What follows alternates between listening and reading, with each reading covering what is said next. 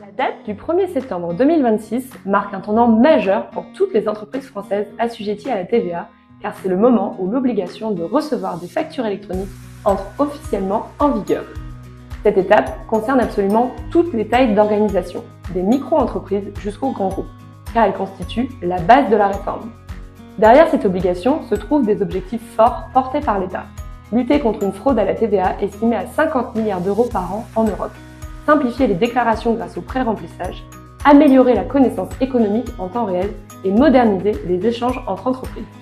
Cette première étape de 2026 est donc essentielle.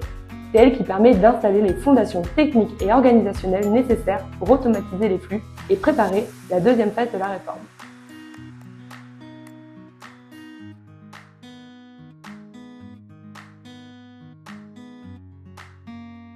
À partir de septembre 2026, ce sont les grandes entreprises et les ETI qui devront obligatoirement émettre leurs factures électroniques en plus de devoir les recevoir.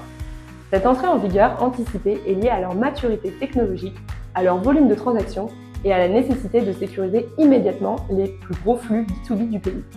En parallèle, ces entreprises devront également assurer le e-reporting, c'est-à-dire la transmission automatique des données liées aux transactions qui ne passent pas par une facture électronique. Vente aux particuliers, opérations avec l'étranger ou encaissement de prestations de services. L'objectif est d'offrir à l'administration fiscale une vision fiable et continue des flux économiques tout en réduisant les risques d'erreur ou de fraude. Pour ces grandes organisations, l'enjeu est d'autant plus stratégique qu'elles doivent aussi choisir une plateforme agréée interopérable avec leurs outils internes, ERP, logiciels comptables, GED, système d'achat, afin de garantir une transmission conforme, sécurisée et automatisée. Deltic recommande d'ailleurs d'anticiper dès 2025 pour absorber les phases de test, de paramétrage et de changement organisationnel.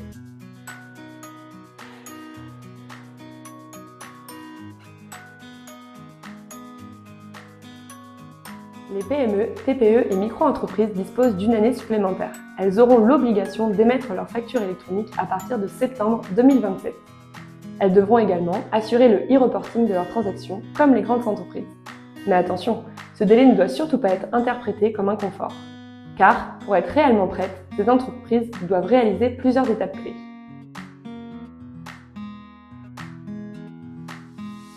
En résumé, les étapes clés pour toutes les entreprises sont choisir et avoir une PA, plateforme agréée, mettre à jour les bases clients et fournisseurs, sirène, SIRET, adresse de routage, être référencé dans l'annuaire, tester l'interopérabilité avec la PA, adapter les processus et former les équipes. Pour finir, les formats PDF envoyés et reçus par email ou les factures créées manuellement dans Word ou Excel ne seront plus conformes à partir des dates d'obligation concernant les entreprises. Toutes les factures devront être envoyées et reçues via une plateforme agréée et dans un format structuré comme FactureX, UBL ou C2I.